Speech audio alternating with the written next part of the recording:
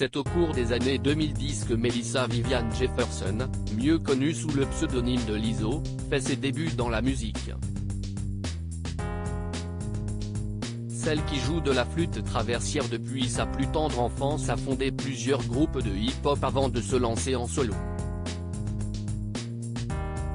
En 2013, elle sort son premier album, Lizzo Banger.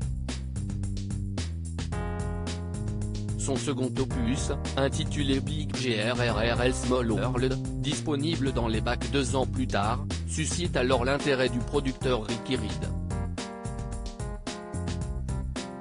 Après quelques cours de chant pour l'aider à mieux maîtriser sa voix, il lui obtient un contrat avec la compagnie Atlantic Records. Ricky Reed a eu du flair. Le troisième album studio de Lizzo, 'Cause I Love You, rencontre un franc succès et est récompensé du prix de la meilleure performance pop solo aux Grammy Awards. De quoi lancer la carrière de celle qui milite en parallèle pour les droits de la communauté LGBT et des personnes en surpoids.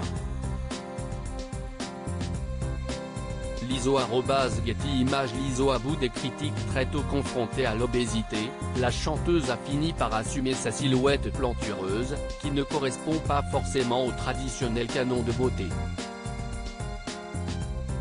Adepte du body positive, Lizzo n'hésite pas à mettre ses formes en valeur dans des tenues ultra sexy et n'a que faire du camp dira-t-on.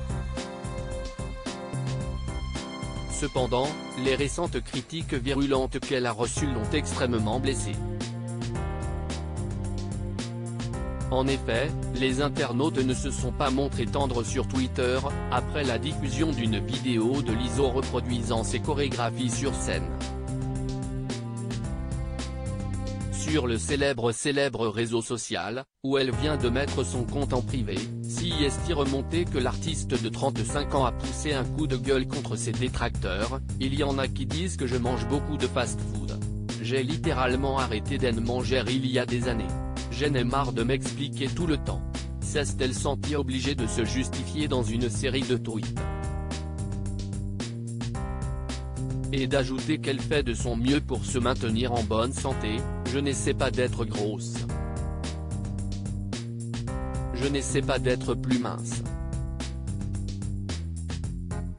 J'essaie littéralement de vivre et d'être en bonne santé. Hélas, malgré la ferveur qu'elle met à monter au créneau, le message de Lizzo a visiblement encore du mal à passer.